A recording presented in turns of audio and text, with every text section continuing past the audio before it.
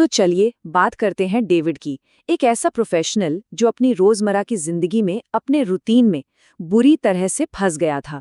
उसकी जिंदगी बस भागदौड़ और थकान का एक कभी न खत्म होने वाला चक्कर बन गई थी। और फिर एक किताब ने उसका नजरिया हमेशा के लिए बदल दिया। ये शब्द थे डेविड के।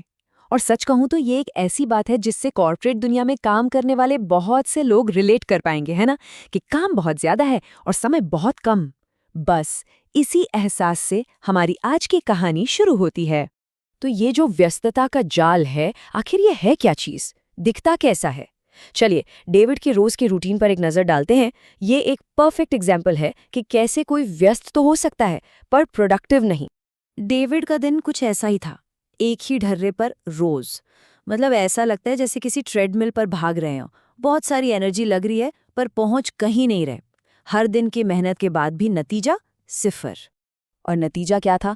बस दिन भर की थकान और एक फीलिंग कि जिंदगी एक ही जगह अटक गई है। पूरा दिन बिजी रहने के बाद भी उसे कोई सेटिस्फैक्शन नहीं मिलता था। वो अपने सपनों पर काम ही नहीं कर पा रहा था, जैसे अपना खुद का बिजनेस शुरू करना, क्योंकि सारी एनर्जी तो दिन काटने में ही निकल जाती थी। लेकिन फिर कहानी में एक ट्विस्ट आता है। कुछ ऐसा हुआ जिसने डेविड के अंदर बदलाव की एक चिंगारी जला दी। चलिए देखते हैं कि वो क्या था जिसने इस पूरी कहानी का रुख ही मोड़ दिया। ये सुनकर तो डेविड एकदम हैरान रह गया। उसका भाई रोज सिर्फ 1-2 घंटे काम करके इतना सफल हो गया है।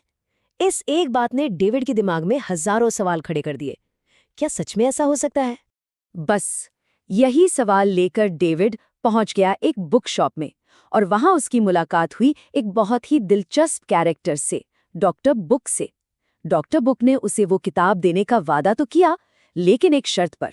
पहली चुनौती फ्यूचर की प्लानिंग करना नहीं था, नहीं, बल्कि ईमानदारी से ये रिकॉर्ड करना था कि आज, अभी, इस घंटे में समय असल में जा कहाँ रहा है। अब ये सुनने में थोड़ा उल्टा लगता है ना, कि भाई आगे का सोचने के बजाय पीछे का लिखो। पर ये बहुत ही जरूरी है, क्योंकि सच तो ये है कि हमारी याददाश्त हमें अक्सर धोखा देती है कि हमारा समय कैसे बीतता है। लॉगिंग हमें वो कड़वा सच दिखाती है जिसे हम देखना नहीं चाहते।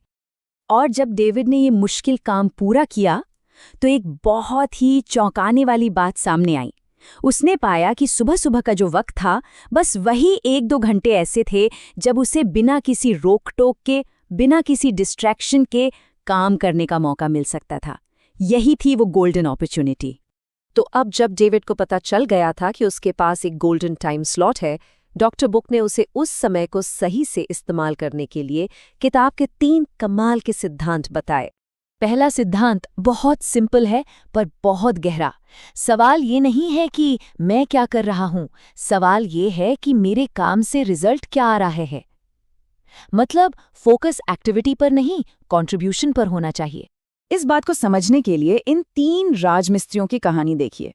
जब पहले से पूछा गया तो उसने कहा ईंटें लगा रहा हूं, ये हुई एक्टिविटी। दूसरे ने कहा दीवार बना रहा हूं, ये हुआ टास्क। पर तीसरे ने कहा मैं भगवान के लिए एक घर बना रहा हूं, ये है कंट्रीब्यूशन।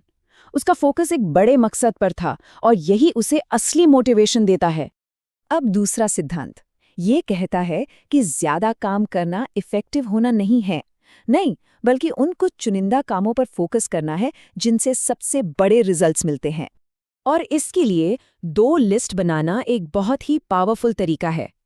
पहली, स्टॉप डूइंग लिस्ट, यानी वो काम जिन्हें आज से करना ही बंद कर दो क्योंकि उनसे कोई फायदा नहीं हो रहा। और दूसरी, ऑफलोड लिस्ट, मतलब वो काम जो कोई और भी कर सकता है, जिन्हें डेलीगेट किया जा सकता है। ऐसा करने से हाई इम्पैक्ट कामों के लिए कीमती समय बच जाता है। और अब आते हैं तीसरे और आखिरी सिद्धांत पर, जो रोज रोज की विल पावर की लड़ाई को ही खत्म कर देता है। देखिए लॉजिक बड़ा सिंपल है। रोज सुबह उठकर ये लड़ाई मत लड़ो कि उठूं या नहीं उठूं। बस एक बार एक पक्का वाला फैसला ले लो कि मुझे रोज सुबह 7 बजे उठना है, और फिर उस पर टिके रहो। इससे क्या होता है, डिसीजन लेने की जो मेंटल एनर्जी है वो बच जाती है और एक नई आदत बनाना आसान हो जाता है। तो सवाल ये है कि इन सिद्धांतों को लगातार 1 साल तक अपनाने का नतीजा क्या निकला। चलिए देखते हैं डेविड की जिंदगी में क्या बदलाव आया। डॉक्टर बुक से मिलने के ठीक 1 साल बाद डेविड की दुनिया पूरी तरह से बदल चुकी थी। सोचिए, उसका जो साइड बिजनेस था हेल्थ सप्लीमेंट्स और प्रोटीन बार्स का, उसमें अब 1000 रेगुलर कस्टमर्स थे। और हाँ, उसने वो अपनी कॉर्पोरेट जॉब भी छोड़ दी थी।